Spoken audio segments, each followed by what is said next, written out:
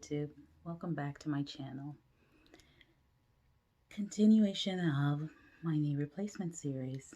And in this video, I want to sort of walk you through the night before my surgery. I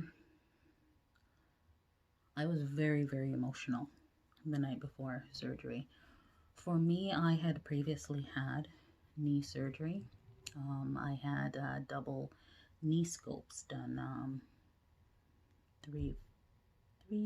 almost 4 years prior, 3.5 years actually prior to getting this knee replaced. And my experience, it was a day surgery. You go in the day and you leave in the night, but I had both knees done at the same time, so it was a little bit more involved for me.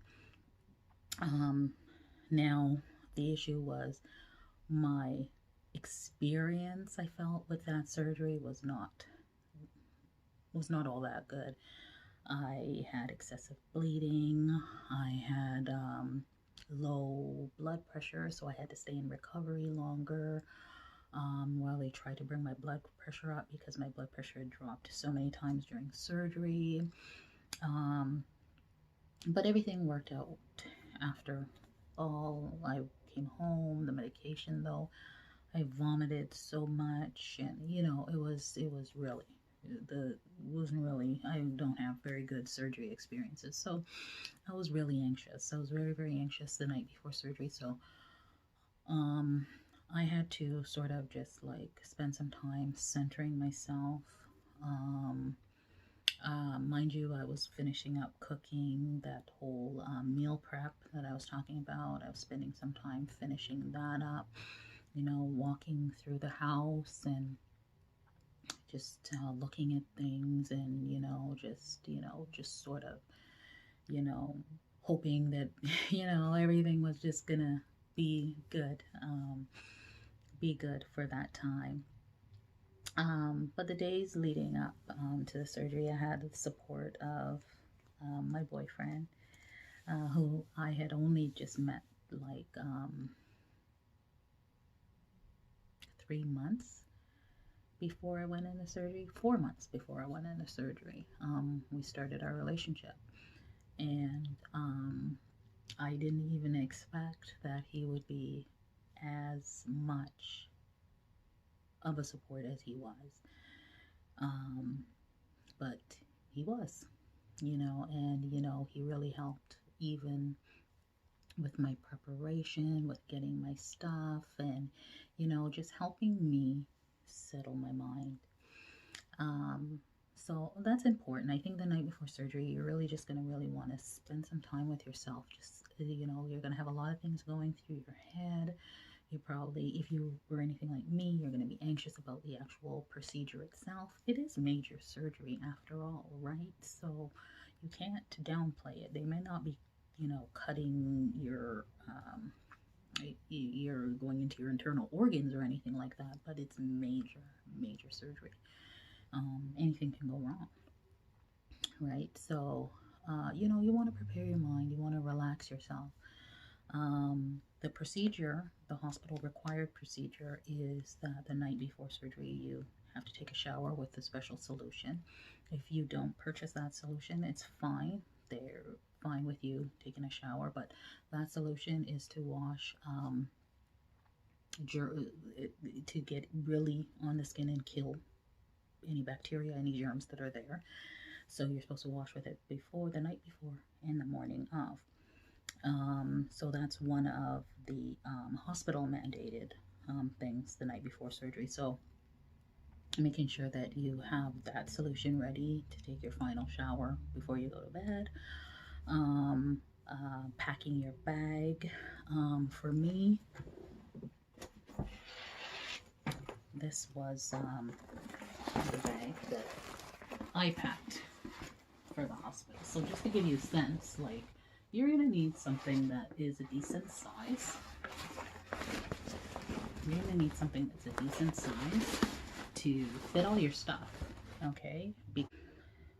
As I went through the list with you in the last video of the equipment that the hospital required that you bring, right? As well as your walker and your cane. You have to bring your reacher. You have to bring your long-handled shoe horn for your shoes. You've got to bring slippers that go over your ankle. You've got to bring your robe. Um, you've got to bring comfortable loose clothing for release. So there's quite a few things that you've got to pack. Plus, there are the things that you're going to want yourself. Like I wanted to make sure I had my tablet. I wanted to make sure I had my phone. You pack your underwear, your underclothes, all of that good stuff you pack in your bag. As well as any other things that you just might need. So for me, that pretty much was it. I made sure I had my electronics. The intended length of a hospital stay would have been up to 4 days, depending on how you recover after. So you're packing for that time. So you want to make sure that you have, what you're going to need in the hospital for that time.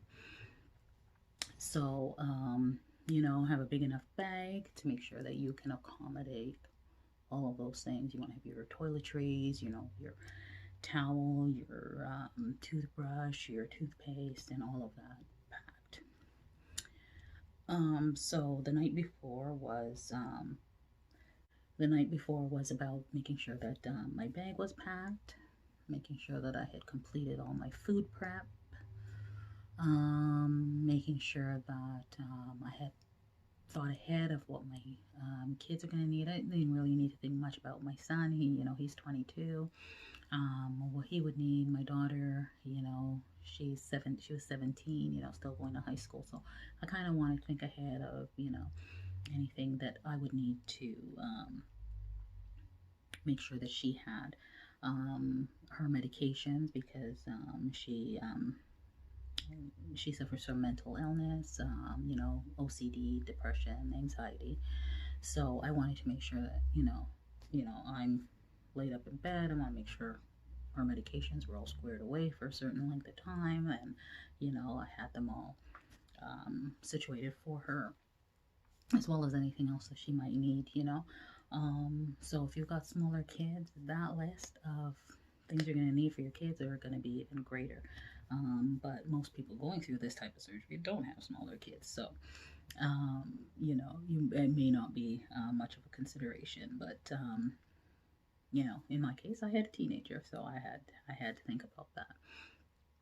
And as well for myself, making sure that my medication was that was something I made sure I did the day before as well. I went to the pharmacy. I spoke to my pharmacist, and made sure that I had all my my refills and whatever prepared.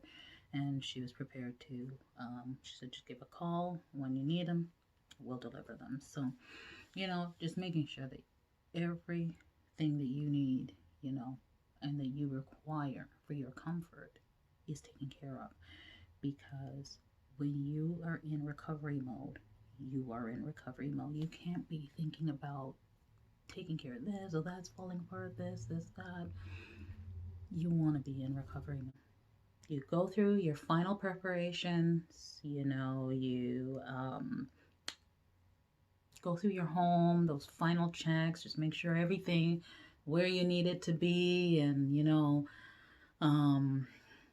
nothing is going to cause a catastrophe. Well, because you just don't want to have these things going through your mind when you're trying to recover. You want to really focus on recovery, because that is the most important thing that you will have to do after surgery. Recovery. And you need to do what is told of you for recovery. It is vital that you follow those instructions. And then, clear your mind, spend time with your loved ones, just center yourself and prepare for surgery day. Coming up will be the all important surgery day. So we'll discuss and go through um, the details of my surgery day experience in the next video. I want to thank you so much for joining. Like, share, and subscribe if you're liking the series so far, and give me a thumbs up. Talk to you soon. Bye.